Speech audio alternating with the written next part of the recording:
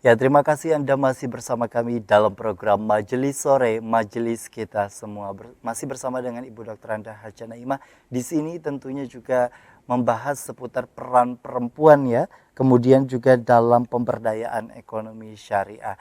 Sudah disebutkan tadi banyak sekali kalau kita lihat begitu ya, masyarakat ini sendiri kan Bu, di era teknologi yang begitu cepat, informasi pun juga sekarang dirasa lebih mudah dalam mengakses. Kalau dulu kan mungkin masih buka-buka buku Bu ya. Iya. Kalau sekarang sudah rasanya tinggal diketik apa saja sudah bisa muncul dalam apa genggaman ataupun juga tayangan yang disaksikan. Nah, kalau bicara mengenai ekonomi syariah, biasanya perempuan di dalam sebuah pernikahan itu dianggap menteri keuangannya yang mengatur. Bahkan ada satu istilah, uang istri adalah uang istri, uang suami adalah uang istri. Nah, mungkin para suami atau laki-laki atau orang yang laki-laki yang akan menikah cenderung keberatan akan statement tersebut, Bu. Iya, Bagaimana sebenarnya tanggapan Islam mengenai hal ini? iya.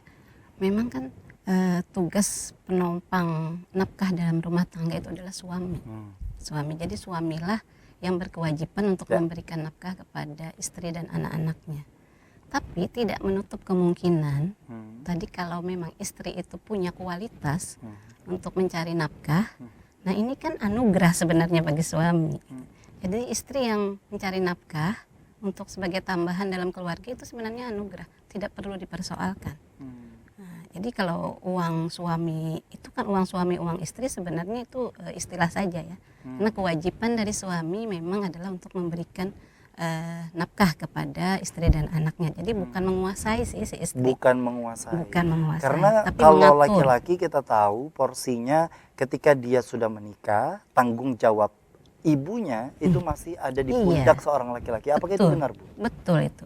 Betul, Bu ya. Iya. Nah, Jadi jangan sampai setelah jadi misalnya kita menikah dengan seorang laki-laki, kemudian suami kita tadi dilarang untuk memberikan nafkah kepada ibunya. Apalagi ibunya, orang tuanya tidak mampu. Itu kewajiban anak untuk memberikan. baik. Karena harta yang diberikan apalagi untuk keluarga tadi, Ya.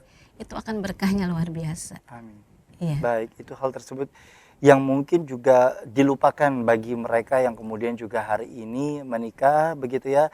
Dan kemudian juga karena kan banyak ya Bu ya, pernikahan sekali lagi kita tidak menyalahkan usianya sebenarnya, namun ilmu yang mereka miliki, pengalaman dan pengetahuan tersebutlah yang kemudian juga dirasa menjadi kendala ketika menjalankan pernikahan.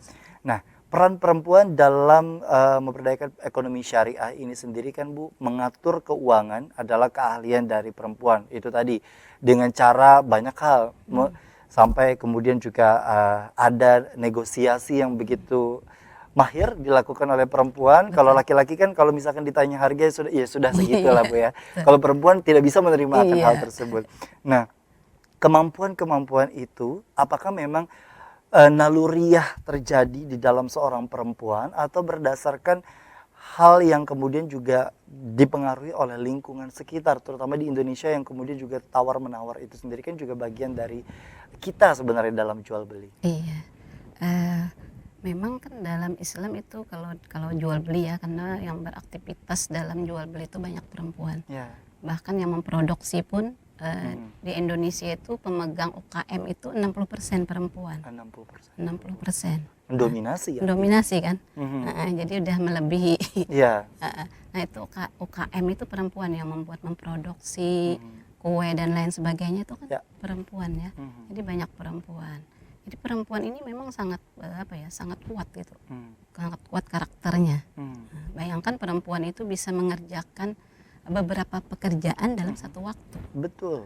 Kalau laki-laki mungkin dia hanya satu kegiatan satu ya. Iya, benar Bu. Dia benar. konsentrasi penuh, tapi Iya. seorang perempuan itu luar biasa. Dia mampu mencabang beberapa kegiatan Iya. pada satu waktu. Karena tentunya juga mungkin sebagai pengetahuan kepada pemirsa di rumah ya, memang ada struktur otak yang kemudian juga berbeda antara laki-laki dan perempuan itu. gitu ya. Antara tengah otak kanan dan otak kiri pun juga ada pembatasnya. Nah, pembatasnya tersebut biasa mungkin kita sebut dengan corpus callosum yang Iya.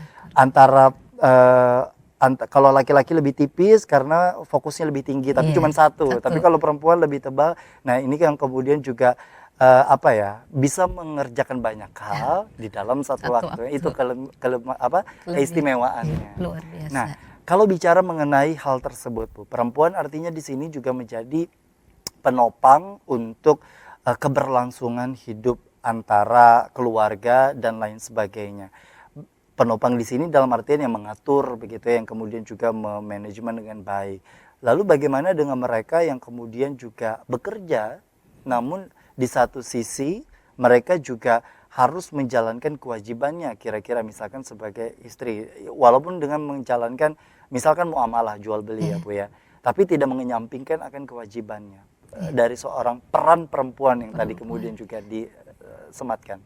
Ya, peran perempuan itu kan kalau dia sudah menjadi seorang istri, berarti dia perannya itu menjadi istri, dan kalau dia punya anak, dia jadi istri dan ibu ya. Kalau dia sebagai seorang warga negara, warga masyarakat, dia juga memiliki peran sosial. Nah, dia ada peran domestik, ada peran publik.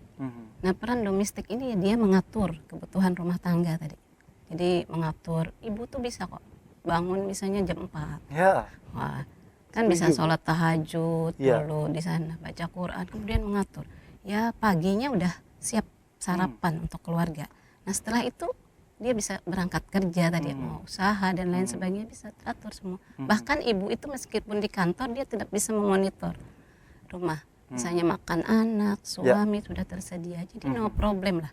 Ya, Kalau, jadi no problem lah ya Bu iya. ya. Nah, itu mungkin tinggal bagaimana para perempuan ini menyadari akan sekali lagi kewajibannya ya Bu ya. Jangan sampai dalam tanda petik menuhankan karirnya dan melepaskan kewajiban utamanya. Itu yang menjadi hal utama.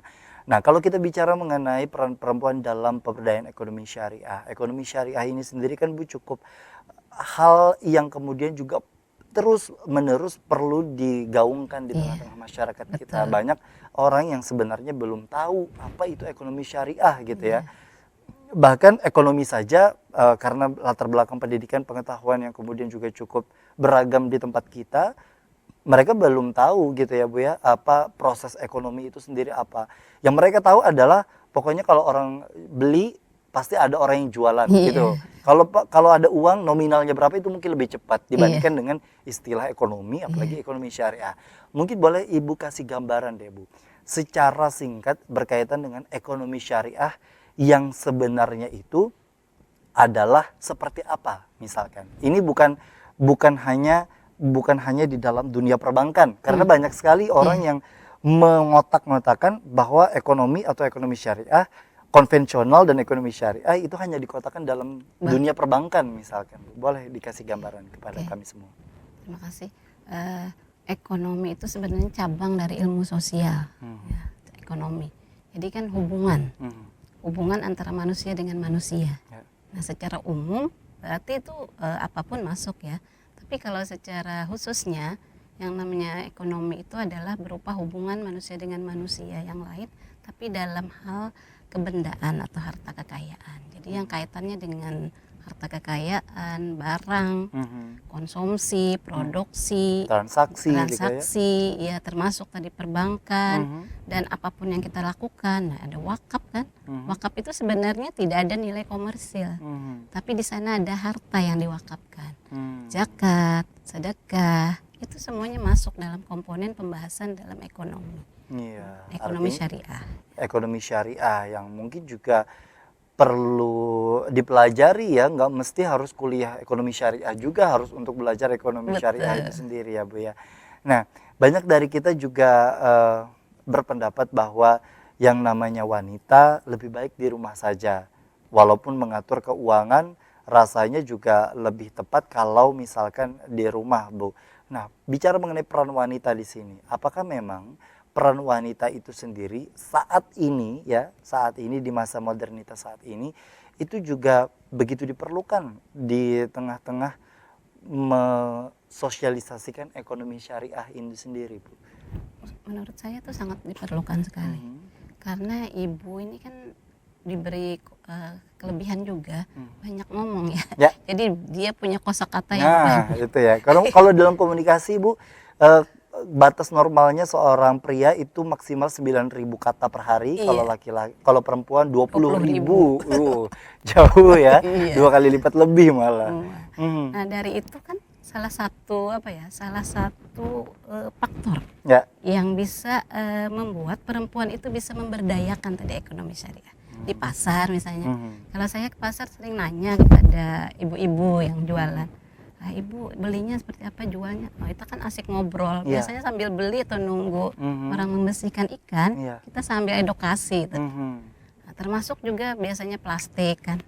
Kalau mereka jualan plastiknya plastik berwarna. Iya. Nah, saya edukasi itu. Ibu maaf ya, saya minta plastik yang putih gitu. Kenapa Bu? Nah, kita beri pengetahuan di sana. Nah, ini kan kalau laki-laki kan diam itu. Terima Iya, aja. Bu, nunggu paling kalau misalkan mau ke pasar nunggu di motor Iya. atau di mobil, istrinya yang jalan. Iya, nah ibu-ibu seperti itu. Terus nanti ketika di pasar ada, kita lihat ibu-ibu tua renta, Ya. dia belanja, lihat dompetnya, mau hitung-hitung gitu ya belanja. Nah itu panggilan hati nurani kita yang membayar ibu tadi. Nah di sana kita dapat nilai-nilai ilahiyah tadi. Nah, Jadi belanja ekonomi kita dapat juga tadi. belajar kepekaan di tengah-tengah Begitu. sosial kita Begitu. untuk ibaratnya tidak hanya dilakukan sosialisasi secara verbal atau Betul. secara ucapan, tapi juga secara perilaku. Betul. Baik, Masya Allah. Itulah sebenarnya hakikat kita sih Bu ya. Sebagai manusia, sebagai orang yang berakal dan memiliki kecukupan untuk bisa berbagi, membantu sesama itu tadi. Betul. Nah, kalau kita bicara mengenai peran perempuan dibanding dengan laki-laki, bukan berarti dalam forum ini kemudian kita Menyudut. bahasannya adalah membandingkan antara laki-laki dan perempuan, betul. tapi setidaknya mungkin ini sebagai edukasi gambaran bahwa di mana laki-laki memiliki perannya tersendiri, wanita pun juga memiliki peran tersendiri, dan khusus untuk wanita hari ini. Kalau kita bicara mengenai peran tersendiri bagi wanita di tengah-tengah pandemi deh Bu, di tengah-tengah pandemi COVID-19, banyak sekali juga yang kemudian juga mulai aktif bersuara karena ekonomi yang kemudian diatur ini dirasa bermasalah Bu. Ekonomi yang kemudian diatur dan sehingga merasa kemampuan perempuan ini dirasa lebih tinggi dibandingkan dengan laki-laki. Jadi ibaratnya perempuan ini yang lebih aktif malah untuk kemudian juga memenuhi kebutuhan sehari-hari dibandingkan dengan laki-laki yang memang mengandalkan 1-2 pekerjaan plus di tengah pandemi yang mungkin kesempatan-kesempatan tersebut terenggut dengan berbagai kendala. Kita akan lanjutkan pertanyaan tersebut jawaban oleh Ibu Naimah di segmen berikutnya. Tetaplah bersama kami di program Majelis Sore, Majelis Kita Semua.